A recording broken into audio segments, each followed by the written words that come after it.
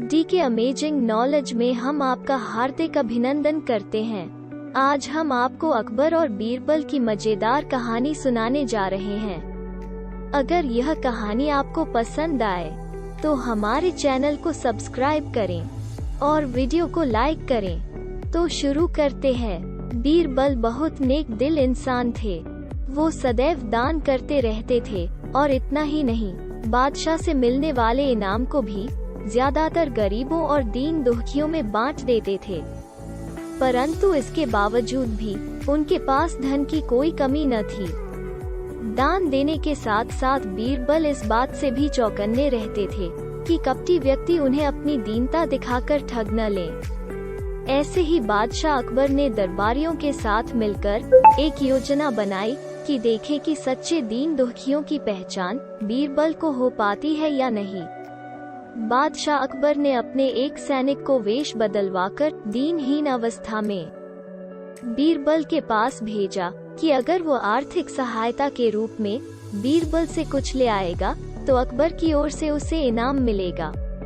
एक दिन जब बीरबल पूजा पाठ करके मंदिर से आ रहे थे तो भेष बदले हुए सैनिक ने बीरबल के सामने आकर कहा, हुजूर दीवान, मैं और मेरे 8 छोटे बच्चे हैं जो 8 दिनों से भूखे हैं।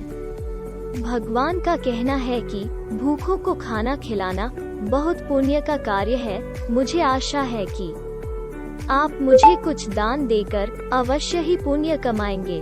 बीरबल ने उस आदमी को सिर से पांव तक देखा और एक क्षण में ही पहचान लिया कि वो ऐसा नहीं है जैसा वो दिखावा कर रहा है।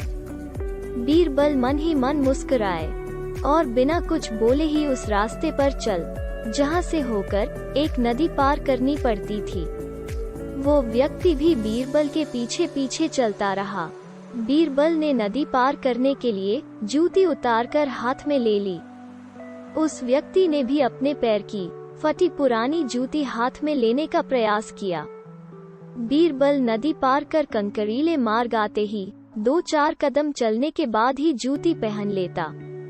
बीरबल यह बात भी गौर कर चुके थे कि नदी पार करते समय उसका पैर धुलने के कारण वो व्यक्ति और भी साफ सुथरा, चिकना, मुलायम गोरी चमड़ी का दिखने लगा था।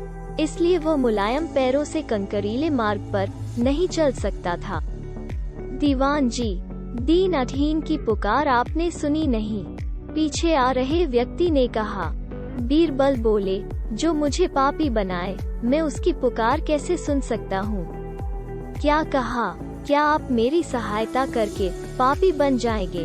हाँ, वो इसलिए कि शास्त्रों में लिखा है कि बच्चे का जन्म होने से पहले ही भगवान उसके भोजन का प्रबंध करते हुए उसकी माँ के स्तनों में दूध दे देता है, उसके लिए भोजन की व्यवस्था भी कर देता है। यह भी कहा जाता है कि भगवान इंसान को भूखा उठाता है पर भूखा सुलाता नहीं है। इन सब बातों के बाद भी तुम अपने आप को 8 दिन से भूखा कह रहे हो। इन सब स्थितियों को देखते हुए यही समझना चाहिए कि भगवान तुमसे रुष्ट हैं और वो तुम्हें और तुम्हारे परिवार को भूखा रखना चाहते हैं। लेकिन मैं उसका सेवक हूँ। अगर मैं तुम्हारा पेट भर दूँ तो ईश्वर मुझ पर रुष्ट होगा ही। मैं ईश्वर के विरुद्ध नहीं जा सकता, न बाबा ना। मैं तुम्हें भोजन नहीं करा सकता क्योंकि यह सब कोई पापी ही कर सकता है। बीरबल का यह जवाब सुनकर वो चला गया।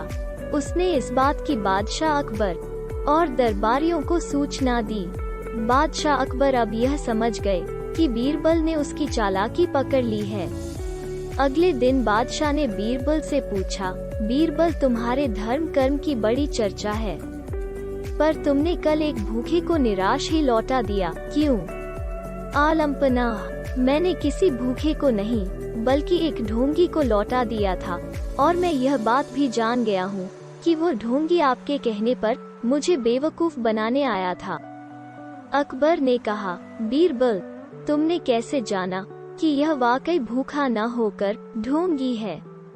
उसके पैरों और पैरों की चप्पल देखकर यह सच है कि उसने अच्छा भेष बनाया था, मगर उसके पैरों की चप्पल कीमती थी। बीरबल ने आगे कहा, माना कि चप्पल उसे भीख में मिल सकती थी, पर उसके कोमल मुलायम पैर तो भीख में नहीं मिले थे, इसलिए कंक की गड़न सहन न कर सके।